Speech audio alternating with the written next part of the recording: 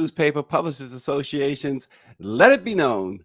Black athletic expression has been policed for over a century, now targeted towards Black women as with regular life. They are always reminded not to overstep their existence in certain spaces.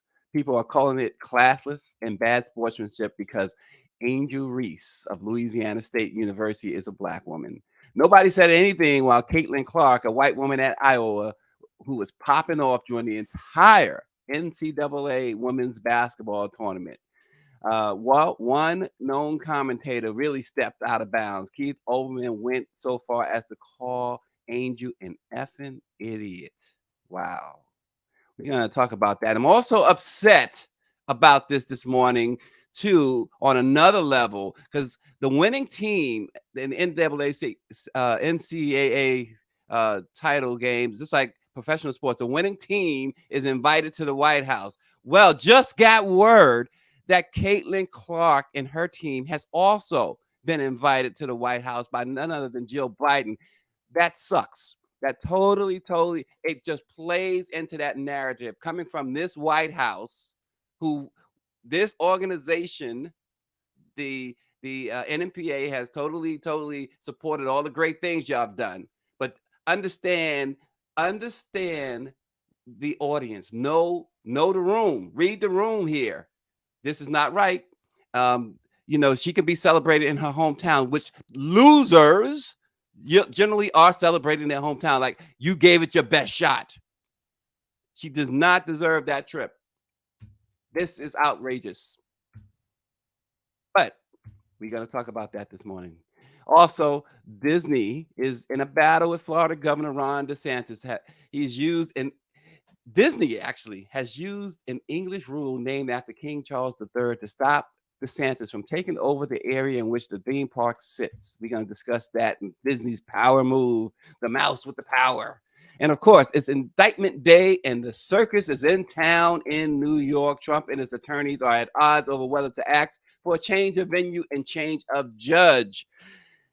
They followed Trump like he was OJ in the Bronco yesterday as his plane took off from Florida and landed at LaGuardia, and the whole motorcade through the Grand Central Parkway all the way to Manhattan into Trump Tower is disgusting.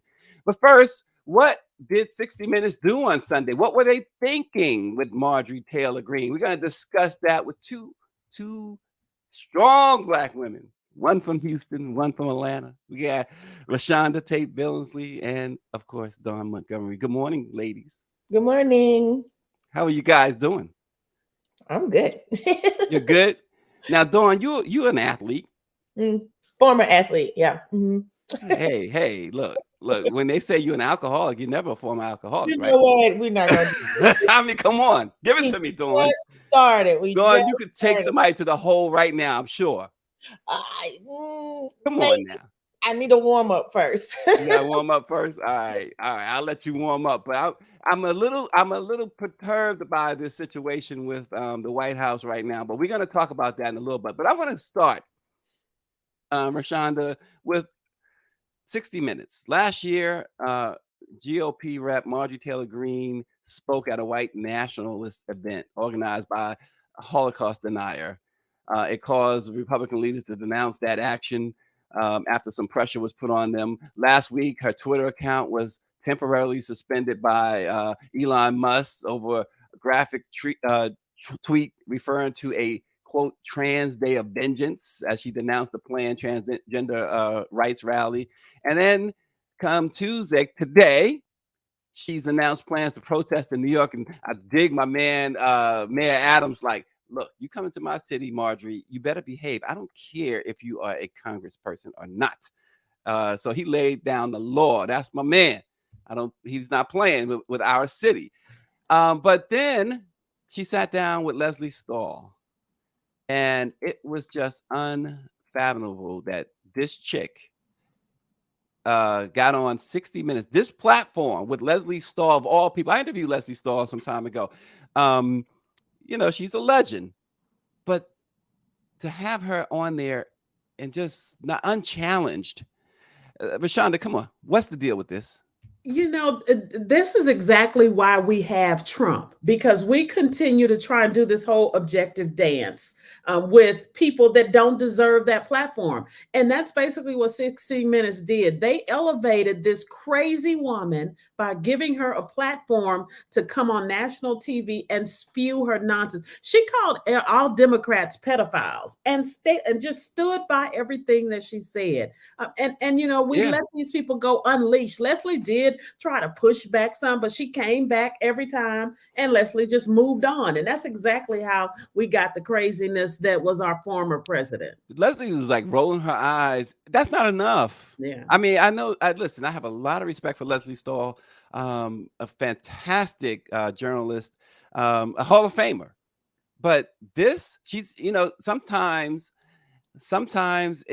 we gotta pass, right? We don't all get the interviews all the time that we want, as hard as that might be to believe, right? People might say, well, we're gonna have to pass on it this time or whatever. Well, we, the interviewer, sometimes have to pass on an interview. This is a chick, Marjorie Taylor Greene, and yes, I'm using that phrase that is not popular with ladies, and I don't blame you ladies for not being popular, but we're not talking about a lady. We're talking about Marjorie Taylor Greene. And this is a chick who chased Parkland, Florida school shooting survivors, telling them that what happened wasn't real, telling them that their loved ones never existed. This is the type of chick we're dealing with here, this Marjorie Taylor Greene. Dawn, your take from this sit down with 60 Minutes. Okay, I think I'm on the other side of things, just because it's like, I also I don't want to give them a platform, but at the same time, I do need to know what they're saying. I do want to see what they're doing and how they're going about what they're going about. And I feel like that could be a strategy that if the Democratic Party really paid attention and really wanted to create some type of plan, some concrete plan of how to deal with these people, they would actively do these things. There's a reason why she was given that 60 Minutes interview. There's a reason why she's being given this type of platform. There's a reason why it was Leslie Stahl to interview her, and how Leslie Stahl tried to push back a few times. I feel as if, she did the best that she could, but at the same time, again, that wasn't probably the right interviewer.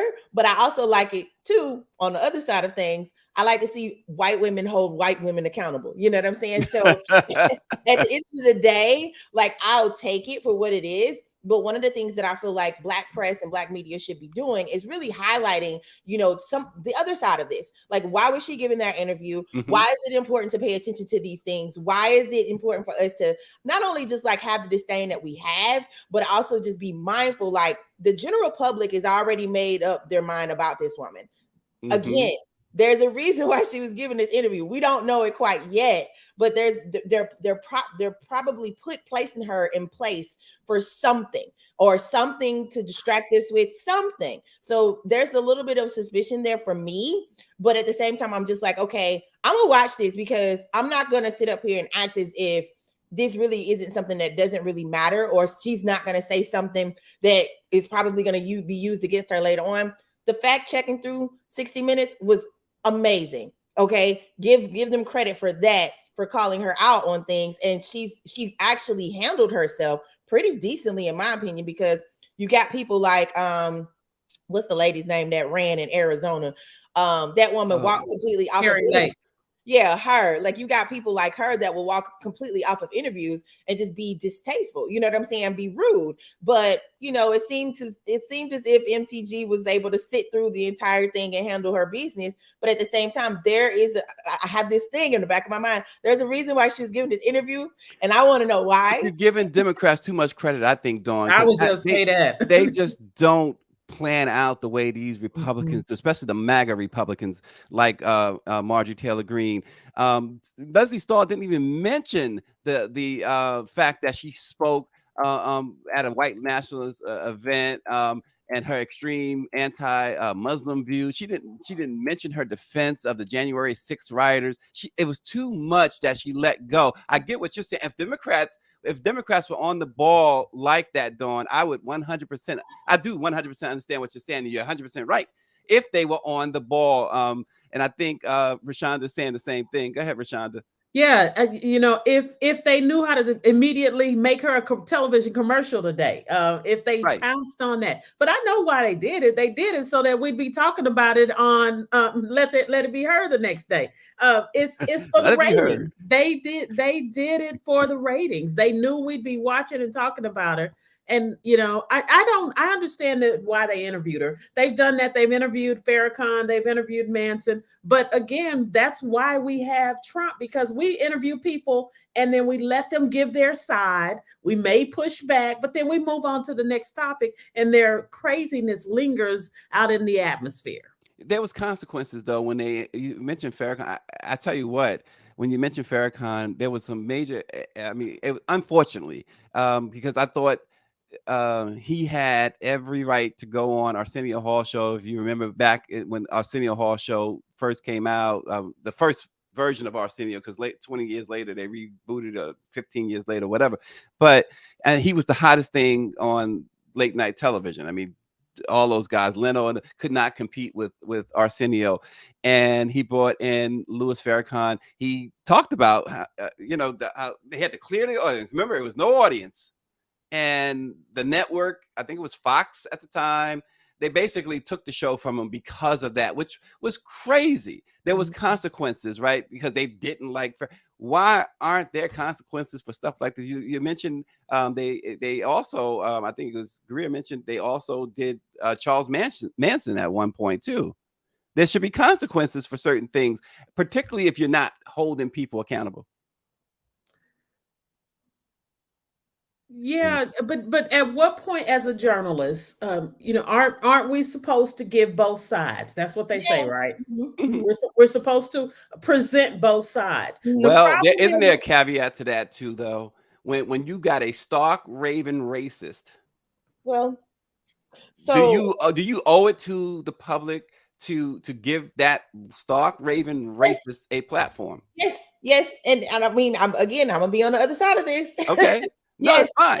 because I'm gonna share something, because like back when during the governor's race here in Georgia, I was real adamant at tweeting at Brian Kemp at the time and saying, hey, you should be talking to Black press, you should be talking to blah blah blah, you should be doing interviews and blah blah blah, because there are questions that we want to ask you that nobody else is going to ask you, and that right there, that's accountability. Like that's Mhm, what we're going to do, mhm. but we can't expect a Leslie Stahl to do that. You know what I'm saying? And in the midst of this, like, trust me, I'm on the other side with you all. I agree with that. But to me, it's like the general public is always going to be like, well, how come we don't see the other side? How come we can't get the other things? But if we're going to do that, we do have to hold her more accountable. We do have to really push harder at that. But again, I'm always here for, like I said, I'll say this, like, I'll repeat this all day long. I'm always here for white women holding other white women accountable, because they rarely do that. And we got an opportunity to actually see some of that.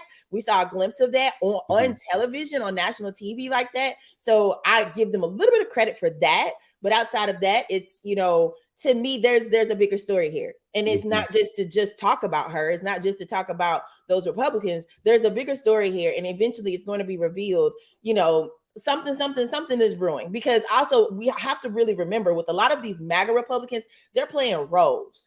Most of those people, especially someone like a MTG, I know this from close sources, this woman is actually not supposedly like that. She's playing a role. She is literally, it's almost as if she's this actress in the Republican Party who is doing what she's doing. That's just like how the former It's president was. interesting you say that because, so we talk about Tucker Carlson, right? I remember, and I said this before on this program. I remember when I worked at MSNBC, Tucker Carlson was there at the time, and he would fill in for Dan Abrams, and Tucker and I would sit down and talk. We on air and off air, and he was a totally different person. Joe Tacopino, the lawyer for Trump, that's representing Trump this afternoon at the arraignment, also worked at MSNBC at that same time. And Joe and I would, and Joe was both Joe and Tucker was so anti. They were not the people you see today. You couldn't tell if they were racist at the time.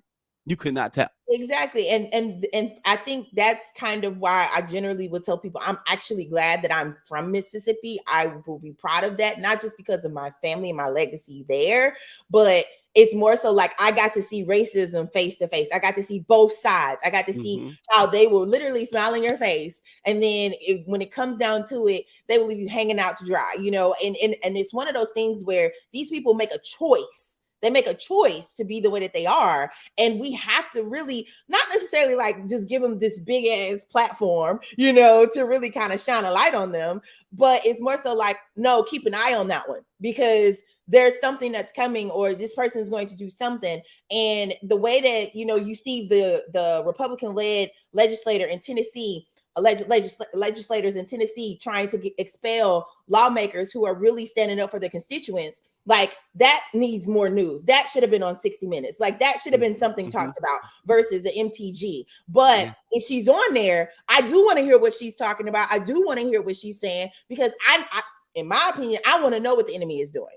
And a lot of times they'll tell you plain straight in your face now, especially nowadays. Power 96 writes in that it was a horrible interview and 60 Minutes gave her a pass. David Youngblood says, I have no problem with any of those guests, including Marjorie Taylor Greene, but give an interview worthy of a serious journalist. That part. And hey, couldn't agree more. So people are still talking, Dawn and Rashonda, about the events that unfolded following LSU's victory over Iowa to win the NCAA Women's Basketball Championship, and the gesture made by MVP Angel Reece toward Caitlin Clark as the seconds wound down. Nobody's talking about what Caitlin Clark had done earlier and the taunting she did all tournament long. Commentators, buffoons, and others who hate to see a black woman get the upper hand are seething despite their Princess Snow White, Caitlin, doing the exact same thing which they had earlier called passionate and competitiveness. The bottom line is that Angel Reece beat Caitlin Clark at her own game, and she and other white folks are raging mad. This is what Angel Reece said afterwards. She says, quote, I'm too hood. I'm too ghetto. Y'all told me that all year. But when other people do it, y'all don't say nothing. So this is for the girls that look like me. Dawn, this is absolutely, and yes, the ring, she got the ring. But I'm telling you, what is upsetting me most is again this morning about this is the White House. Yes, and I think that, you know, we can say whatever we want to say about that situation between Reece and Clark, but that you know, rivalry and that back and forth really just gives us like how Magic and Larry Bird were. You know what I'm saying? And that could be the start of something like that. But I'm gonna stop there. But if we're talking about the White House, if we're talking about the first lady who showed up at this tournament, baby, you just told us who you was going for because you was really pulling for this little white girl from this cornfield who you really just want to make sure that she gets an opportunity to come to White House. Honey, if you want to go to Iowa and visit their state capital and be there for Caitlin Clark Day, go there. But she does not deserve, her and her team does not deserve an extended invitation to the White House on top of these Black young women who deserve to have that platform just for them. They've accomplished something that was huge for their program and that was huge for women's basketball. And what you're not going to do is sit up here and invite this little girl because you feel bad for her. And that just kind of just sets the tone for her. I know that the presidency has really gone out of its way to include Black press and Black media and all of these things. But when your wife comes out and extends an invitation like that, that's kind of almost like a slap in the face for a lot of us because you're ignoring the fact that you are trying to uplift this participation trophy that we've never seen. Mm-hmm. We've never seen that in the history of sports where the second place team was invited along with, and this is not even a separate visit. This is along with LSU. Yes. No, absolutely not. I would decline. And Kim Mulkey needs to send out a message with her tacky self that has like sequins and pearls and bows and stuff on it. Very tacky. No, thank you. I hope Angel Reece declines to go. I hope LSU declines to go, but if the team as a whole, I hope Angel Reece declines to go.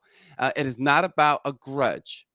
And that's what they will paint it as. Absolutely. But Rashonda, there's no way that her moment in the sun should be clouded by this other individual. That's right. I like Jill Biden. This to me is a prime example of implicit bias, of do good white folks who do not even realize they have that implicit bias. I bet Jill is sitting there this morning going, what did I do? I just invited the second place winner. Oh my God, why are people upset? The second place loser. Even realize it.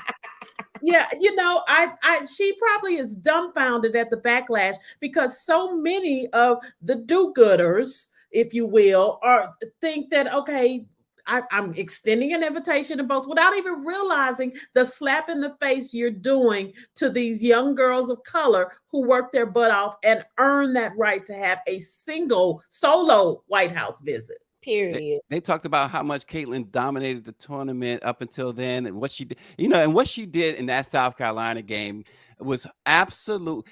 Had Angel Reece did that, and you remember that scene where she wouldn't even guard the girl, and she did like this. She's like, you're no good. Come on. But here's the thing. They talk about how Caitlyn, obviously Angel Reece, the MVP of the tournament, dominated a whole lot more than this chick from Iowa. Yeah. And the biggest thing is when I'm not going to discredit Caitlin Clark as a player, because again, she did her thing. She broke a record. She did her thing. She brought Iowa into this tournament and led them. But I would like to give more credit to her teammates because they played their roles. They all made sure that she could lead them the way that she did. And to me, it's like, okay, that's all fine and good. But when you see that dynamic, there was a racial dynamic this entire tournament where there was this great white hope that they wanted to keep lifting and keep talking about and keep, she's doing this for all the girls. Child, please. So is Angel Reece. So is the South Carolina team. So is Ole Miss in the tournament. So is all of these teams that have Black players that have led them to this tournament and were balling out with lashes, their edges laid, their hair not moving, and all of the things. Because another aspect about all of this that really just frustrates me is that there were older Black women who were criticizing these young Black players. And so in the midst of all of this, there was just this, big racial undertone of like respectability in sports. Are you serious right now? Does that really exist in sports? Absolutely not. And you know what's interesting, Dawn? So why would you do this to these young Black women in this space and not realize that the rest of us are going to hold you accountable for that? Like, no, Ms. Biden, no. Revoke that invitation. Let LSU come through. And then if you want to go to Iowa, please make a special visit to Iowa and do your thing. And you know what it's interesting too, Dawn, is we're talking about it. Stephen A. Smith is talking about it. Shannon Sharp is talking. Everybody's talking. Keith Olbermann had the audacity. And Shaq, I love Shaq called him out immediately, called him dumb when he called Reece, Angel Reece, an idiot. And then he immediately came out and, in his apology, his so-called apology, because if we think about it, a lot of white liberals and progressives generally do this. They speak on things that they know nothing about, and then they end up having to apologize. But Olbermann used to cover sports for ESPN. But the biggest thing is he said he didn't even watch the tournament. He said this himself. He didn't even watch the game. So you waited until something went viral on Twitter and decided to call out a child out of her name, and you didn't say a thing about Caitlyn. Now, he said something on his podcast, and I went looking for it. It was not as bad as what he did to a young Black woman here in America. So as far as I'm concerned, he's trash to me, just like the guy who is over at Barstool Sports. Trash. Because you sitting up here running a company and he's known for sexual assaults and all of the things. Can you handle your issues away from all of this while you're sitting up here attacking a young Black woman? So it's just, to me, it just amazes me how these mediocre white men can come out and talk about us in these spaces. Mediocre, I love it. Call them out because they continue to fail up. They continue to be able to do the things that they're doing. But I want to see you say something like that to us in our face, like on site, like really try that. Because trash talk has always been a part of basketball. It only became a problem when it came back to bite the sports ladies, like you said, the great white hope. You know, the whole thing with Caitlyn, give her props, let her have her due. Yep. But you know, you can't dish what you can't dish it, and then what you can't eat. It's crazy to me how everyone jumps on the bandwagon. But again, that's that whole social media age. Yeah. You know, everybody jumped on the bandwagon of Angel, and then was quiet when the picture started surfacing of Caitlyn doing the exact same thing. Yes. Basically, Angel Reece returned the favor, and white America circled their wagons around her. It's just crazy. Yeah, and the type of people that was going in on this young girl was horrible. And here's the thing too.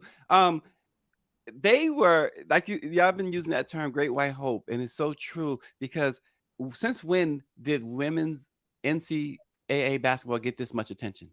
So, Right. you know, and that's to be honest, like that's a real thing. The visibility of women's basketball, especially college women's basketball, has really risen just because of like look at the last 2 or 3 seasons of the WNBA. I mean, right now I have on an Atlanta Dream shirt. You know, like these women are really doing their thing in this league, and we as media have been asking for more coverage. We have been asking to be put on a bigger platform so that more people can see the game. Because look at this rivalry, look at this tournament. The Final Four itself for the women's side was way more entertaining than the men's this year. You hear more about the women's side now too. Right. And if we're going to be 100, it was the same way last year. But the biggest thing about this is that, and I brought this up earlier, is like there was this racial undertone. There were a lot of white people tuning into this game because they wanted to see this white girl beat all of these black girls so that they could have something to rise up the next day about. But baby, put that down. Like it's just not going to happen. And at the end of the day, we're going to make sure, especially if we're going to use social media right,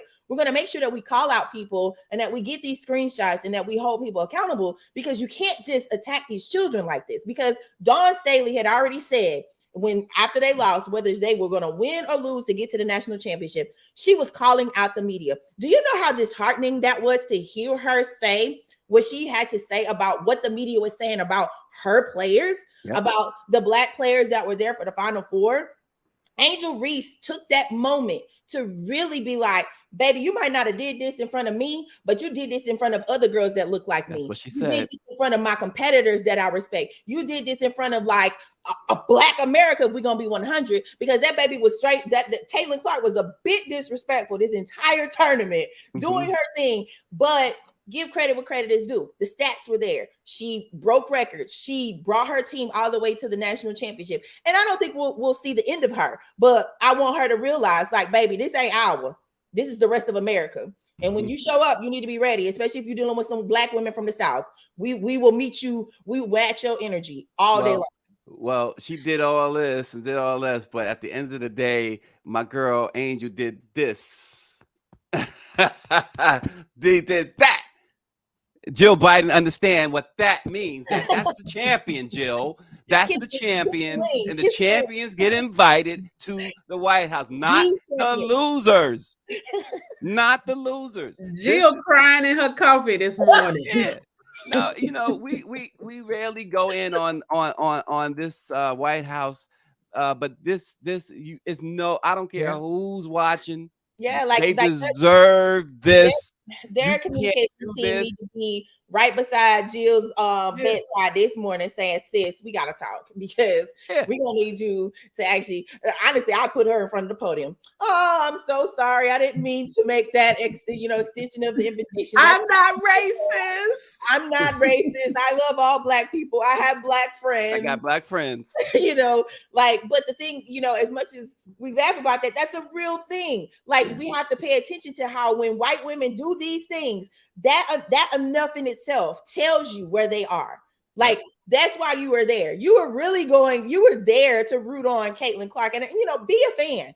I have no problem with that. Be a fan. Right. But ma'am, this is not your place to invite, the loser to the White House and then at the same time as the champion. Power. At the same time. Maybe you can even give a pass if you say maybe later have her. Right. Come on, it's like having Iowa ride in the championship parade with LSU. That's not happening. Absolutely not. No, you go to Iowa for Caitlin Clark Day, because I'm pretty sure they're going to give her one. I'm pretty sure they're going to have a Caitlin Clark month. go visit there. Go have dinner with the family if you want to. I don't give a damn. But she don't need to be coming to the White House. Not this year. Absolutely not. Right. That could have easily could have been a private thing later if you wanted to not when you invite at the same time that you what are you doing? What are you doing? Mm-hmm. It's sickening. It really is. And they deserve all the criticism in the world for this. And hopefully we're not the only ones that are criticizing Jill Biden for this. And she just deserves all the criticism in the world. And until she relents. Black Twitter is getting into her, so don't even worry about that. There's all kind of memes and everything in reaction to that, because look, she deserves every bit of it. The biggest thing about it is like at the end of the day, we've never seen a first lady, number one, do this. Never. And we've never seen an invitation be extended to the loser in any championship game. And I guarantee you, Dawn, if she says anything about it, she'll say something along these lines. Well, we're going to start a precedent then. We're going to start. Right. Absolutely right. Not. I mean, think about it, though. Think about if Michelle Obama had invited LSU, who lost, to the White House, and Iowa had won. Man, white people would be ready to burn it down. They would. And you know this. You know this. Yeah. Goodness grief.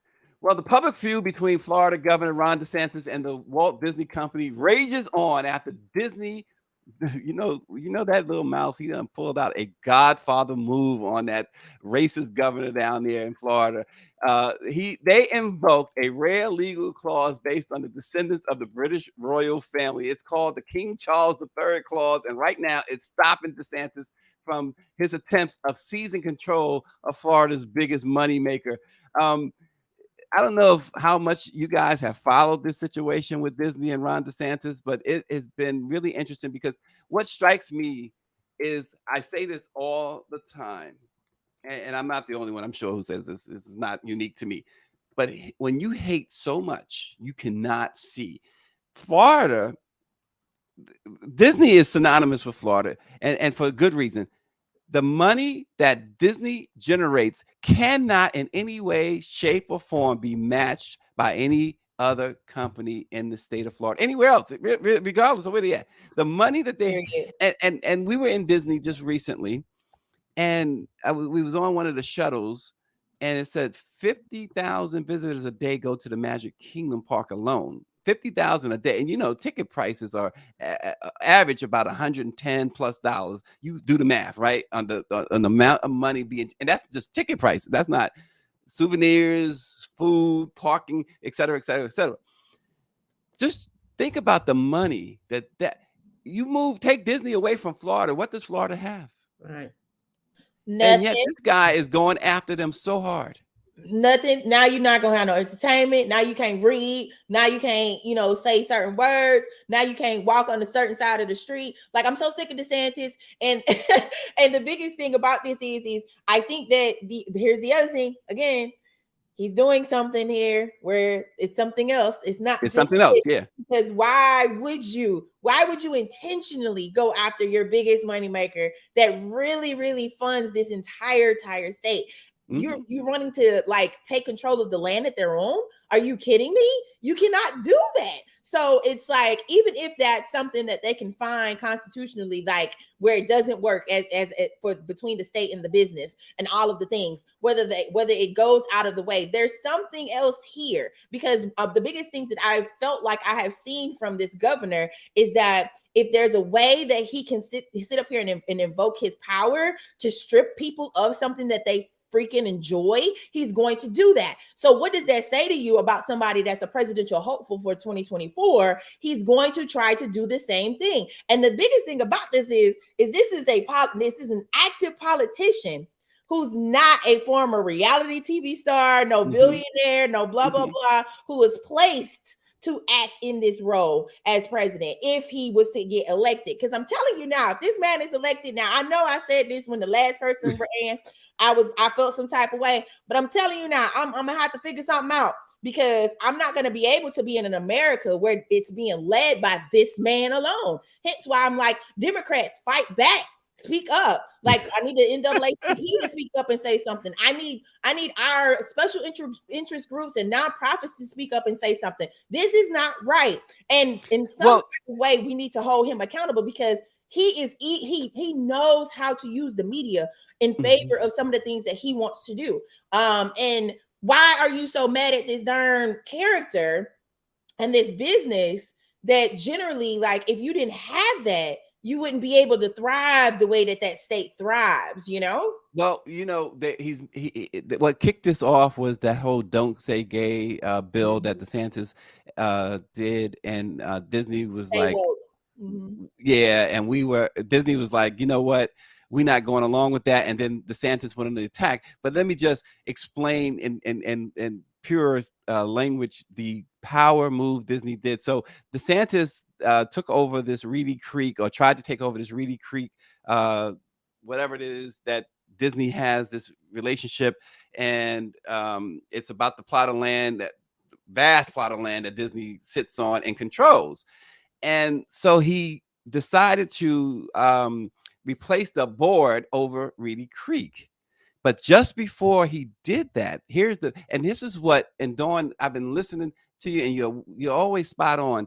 So when we're thinking about what Democrats or others can do, Disney showed you better than anybody could tell you.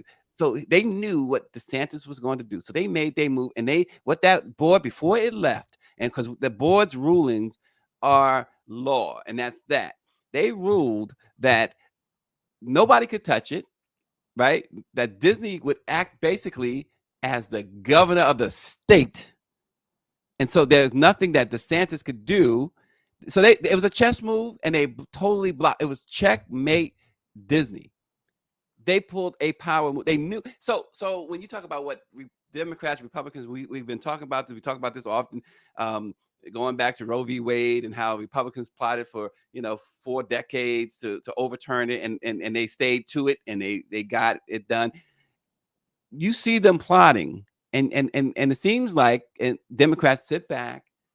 Oh, you can't do that. Yeah, no, you shouldn't do that. Yes, That's not right. Very passive. It's very passive, and it's as if, well, it's not going to come to fruition. But one of the things that party consistently does, the Republican Party consistently does, is they keep pressing until somewhere in some state it's going to actually become law, or it's going to actually become a thing. And when you see 2 or more states align in that route, especially in the South, like you then as a party have to be like, okay, no, we got to put a stop to this, because you should have put a stop to this when the first state did it. So the biggest thing is with that Stop Woke Act, he's extending that to what that looks like as far as businesses is concerned, and you're going after one of the biggest businesses that funds a lot of just like nonprofits and charities and things like that are affiliated with minorities. The biggest thing to me is it would be, if you're governor and you want to hold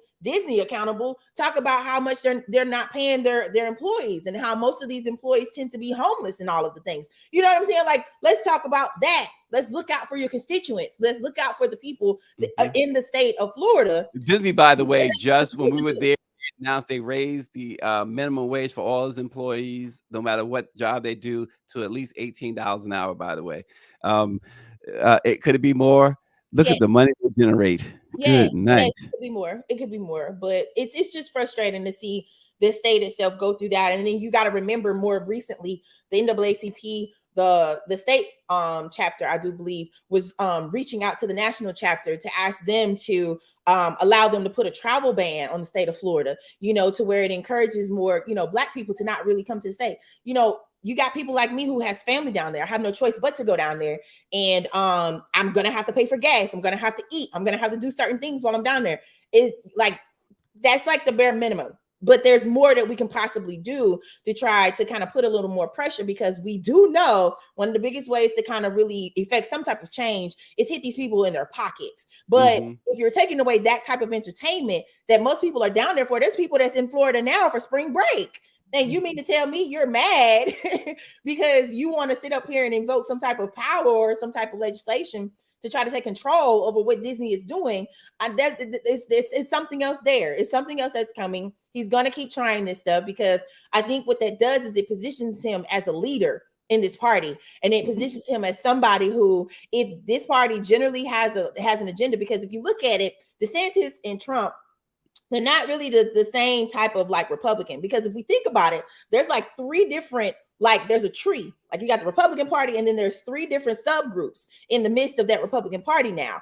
And I'm trying to figure out why nobody is really trying to explain the difference between these random, Republicans and what they're doing, and how it all comes back to what their overall thing of like controlling America a certain way. So let's focus in on that, and let Disney's CEO deal with them people, and go from there. But I just feel like he's using this as a chess move for him, like he's doing something, and he's on tour now. Rashonda, I know you out there in Texas with Abbott, probably say, well, you know what, we got the lesser of the evil, don't we? So for me, I actually think DeSantis is he may be a little bit worse than Trump, because he moves it a little secret. Because he's smarter. Yeah, he's a lot smarter. He can do a whole lot more damage. But I love, like you said, that Disney was playing checkers while they were playing chess. I mean, he was playing chess while they were playing checkers. Disney knew they had this King Charles clause, which is brilliant if you ask me. As long as a grandchild lives for 80 years and is working, they can do what they want to do. And they knew this all along. But DeSantis is for show right now. He wants to be able to show his constituents, show the people voting for him that he's furthering their cause and the things that they want him to bring to the White House. It's funny how all of a sudden he became vocal and crazy, but he's smart like a fox crazy. Yeah, until Trump starts posting pictures of him with underage girls. Right. It's just hard. They're the real pedophiles. Like, let's be honest. Right. MPG got that all wrong. Like, and I feel like, just in general, like there's this thing that's around politicians and them going after underage women and men. And it's like, let's shine a light on that, because, if we're really gonna call some people out, baby, your entire party is nasty. So what her homeboy Matt Gaetz, wasn't he under investigation for so long? Don't get me started. It's like there's a CVS receipts, people and the things that they do, but yet they can, inflict some type of like energy or rage amongst their following, their people who vote the way that they do. And I'm just kind of tired, because I need the Republican Party to like just pinch them, like just fight back a little bit, something, because we can only say so much via social media, we can only say so much in the media, but to be in those spaces where they should be, talking across party lines, they should be creating some type of alliances, because there are some Republicans that I do actively know, they if you talk to them, if you have those conversations, they'll hear you out. Like, they'll hear you out. And I mean, me personally, I've seen it in the state of Georgia. So my thing is I'm speaking from a lens of what I've seen in the state of Georgia and what I have previously seen in the state of Mississippi. So if you get Republicans to be on the other side of something in those particular states, I just feel like nationally you should be able to do something. But good luck. Well, the circus is in New York. The big top is in the Big Apple. Trump arrived at LaGuardia yesterday with a couple of NYPD highway units escorting the vehicle out of the airport for the drive to Trump Tower in Manhattan, where some of his faithful were standing outside cheering him on. One NYPD vehicle drove in front of Trump's car and one behind, as the Secret Service helped to escort the former president to his Trump Tower residence. One official said security officials didn't want a paparazzi, quote, Princess Diana motorcycle-like chase or any other safety issues during the drive to Trump Tower. As of this morning, they said there was no plans to have additional units to shut down any roads or lanes. So Trump has a clear path from Trump Tower anyway to the Manhattan courthouse downtown, where he will be arraigned at about 2:15 Eastern Standard Time today. Now, here's the thing. Now he's saying he doesn't want cameras in the courtroom. He doesn't want, which is really interesting. I wonder if it's him or if it's his attorneys, because Trump. It was word came out last night too that he could have actually chosen to be arraigned via Zoom. The Secret Service had arranged for that to happen, and he insisted on going to Manhattan to face Bragg face to face. That's because he couldn't raise money off of a Zoom. He wants the theatrics of it all. If he did a mugshot, it'd be on a T-shirt by the time he got back to Florida. Come on. It's all about making money, and his people would be buying it. Yeah, a mugshot on a T-shirt. The T-shirt. thing about this is for me and mine and how I feel about this entire thing. Lock him up. I don't want to hear about this. Like, oh, okay, he's going. Lock him up, because I'm sick of them, and I'm sick of some of the. And then we're gonna be hold people accountable. I'm sick of some of these black men that I'm seeing. Talking about, oh, now you want to arraign him because he paid for sex with the porn star or something like that. Like, no, it's a little bit more than that. It's a lot more than that. But on the surface of things, this is where black press comes into play every single time, because we're always going to make sure that we give you the full story and that we tell you why this is important. I know I can be very dismissive of this former president. I was dismissive of him his entire 4 years, but I wasn't stupid. I paid attention to what he was doing. I paid attention to the things that he said. I paid attention to the things that he reversed the entire time that he was there. And again, that party is playing chess as a whole, and we keep getting left behind because we're paying attention to the theatrics of it all. So no, lock him up. Like, for those who say, Dawn, what you said is like, why are they doing this now? It's an asinine question. First of all, you couldn't do it while he was in office, right? So he had 4 years of immunity.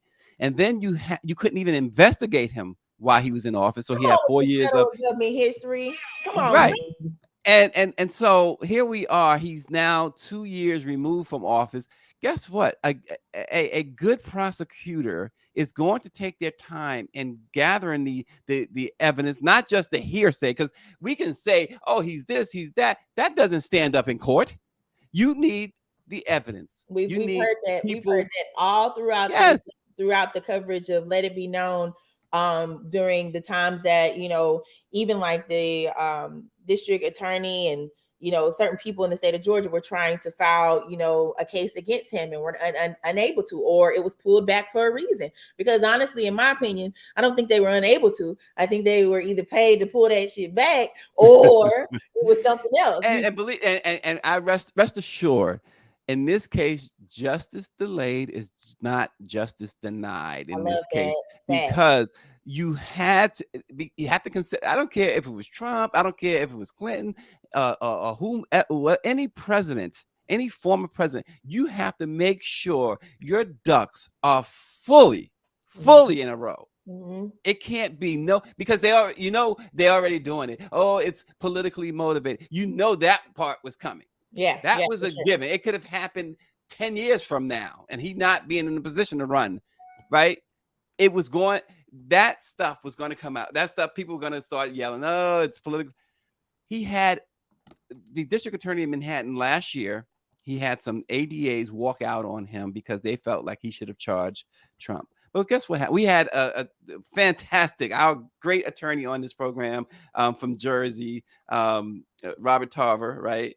And he talked about this as well, and he gave such much better explanation than I can, and from a legal standpoint. But the thing about it is, they walked out, and then homegirl in New York, the Attorney General, Tish James, she was building her case, but her case was just a civil case, right? Right. But oftentimes, from civil comes criminal, right?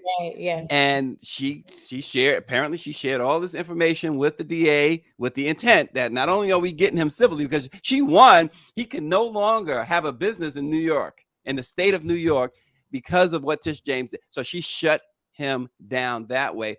She sent his accountant to prison. He's on Rikers Island. And now with that evidence, see, people, and even we were kind of surprised when they said at least 30 counts. We'll hear those counts today. We were thinking Stormy Daniels only. this is not just about Stormy Daniels, Right. who by the way, That's keeps what going in on him on social. I mean, she called him tiny the other day on they social media. Jesus, yeah. But there's That a man lot to hit this. And to say this is the last thing, and I'll throw it to you ladies. The last thing to say that, oh, you should just leave him alone at this point. If that were you or I, you think they're gonna leave us alone? absolutely. No one is above the law, they say. So have at it. They should Yeah. they indicted him in New York. They should, and they probably will indict him in Georgia. And I don't know what Merrick Garland is doing, cowering under some bed somewhere, hoping that it never that it goes away. But they should be indicting him on the federal level too. The man committed the most serious act, criminal act that you can commit. He talking about being a patriot as an American, right? He committed treason. Yeah, but so one of the things that I've taken on, like with Alvin Bragg, a lot of people wanted him to move. They've been fussing at him, they've been complaining, but I think like Alvin didn't move until he knew he had a case he could win. Yep. And so I think that what will be unveiled today is a solid case. That's why he's taking all the criticism, because he's like, y'all be emotional. I'm trying to make sure that I have all my ducks in a row so that this case will be prosecutable. Absolutely. I couldn't agree more. And he sounds so confident. And even in his statements, and he's had to deal with already so much interference from Congress, from the House Speaker, talking about, you need to come before us and explain your evidence. No, he said, no, I don't. No, I don't. And he said, you should not. His response was, you should not be interfering with this. So this is a person who obviously has a lot of confidence, and you have to. Dawn, you talk about your girl down in Georgia, D.A. Willis. You have to be totally convinced in a case like this that you have all the goods, right? Right. And legally saying, like, you both have touched on it, where it's like, we can't just do hearsay. We can't just do, the basic things. We just have to, there's a paper trail, there's the money trail, there's the things that they have to execute and that they have to put out there. And when you're going into the court of law, it's not we know, we saw, or blah, blah, blah. No, it's what's fact. What's really going to make sense, to where when you get him there, something's going to happen after that. Something like he's going to jail. Because that's all I want to see. He's going to jail.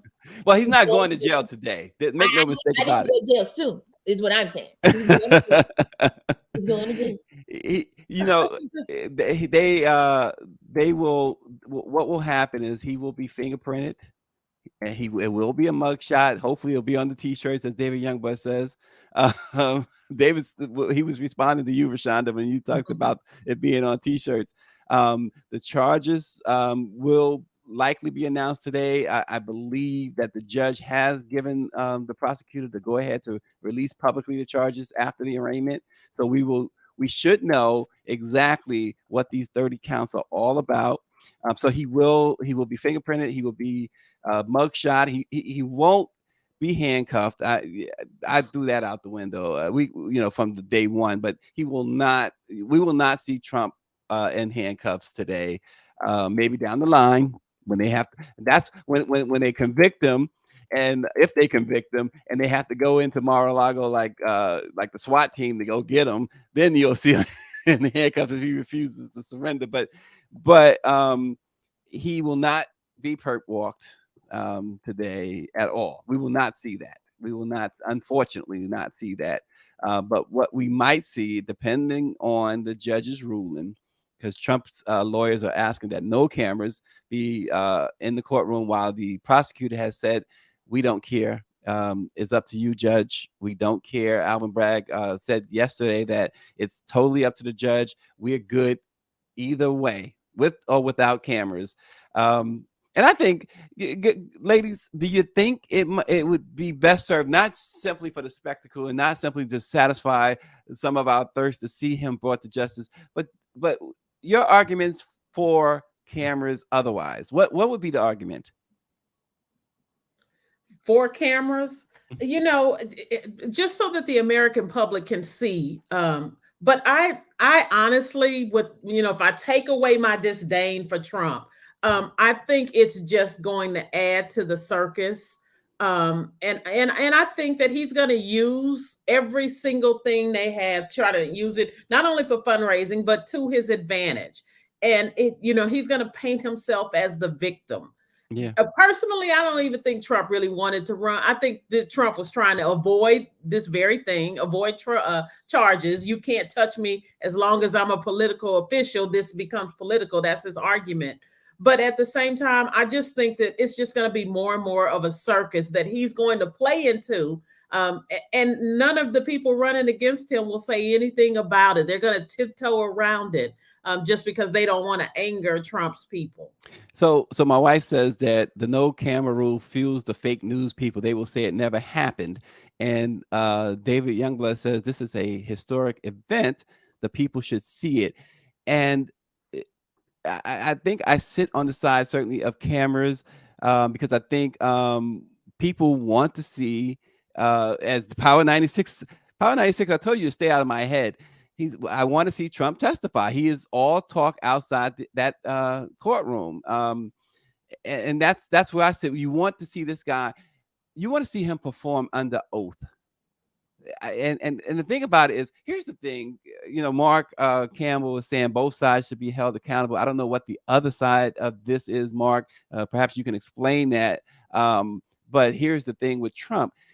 You have to be living under a rock or living in Iraq, for the past half dozen years or so to not know what he's done to folks in this country, black and white and others, women, what his administration, his legislation that he pushed, his vitriol. What he did to, whether you're a Republican or a Democrat or an independent or somebody like me who just don't give a darn about any of the parties, you have to really be blind and muted not to understand what he's done to this entire nation. I don't care if you're for him or against him. He did something that changed everything about this country for the worse, not for the better. He only bettered Trump and the Trump brand. That was it. It was all, this was clearly, and politicians are generally about themselves anyway. I don't care what they tell you. They're about themselves. But this man was very, very intentional. He was about Trump. He could listen. This is a guy who said he would do his daughter if she wasn't his daughter. She's so fine. How disgusting. Pedophile. Red How flag. low life. Put him under the jail. How could you even think that way about your own child? Your flesh. Man, we protect our daughters. Right. Yeah, no, just show Give me a what break. you're doing. This guy needs solitary confinement is not even good enough for this guy. Put him under the jail. Wrap him up in those white coats, whatever it is, the jacket. I want to see him in orange. Just whatever you do, I don't want to see him in the White House again. So that needs to be that's right. Yes. Amen. But like I said, what he did to this country, I think that's why it's so polarized. It could be any other president. Clinton could have went up on charges for whatever happened with him and Monica, and I don't think the vitriol would have come close. I don't think people would have been so passionate, I should say, because they've been like, okay, well, whatever. But in Trump's case, on both sides, it's just, he's so polarizing and in a bad way, in a very bad way. So we will see 2:15 today. Obviously, we'll bring you all of the charges tomorrow. Dawn, we double dipped on Dawn, back-to-back shows. Boy, oh boy.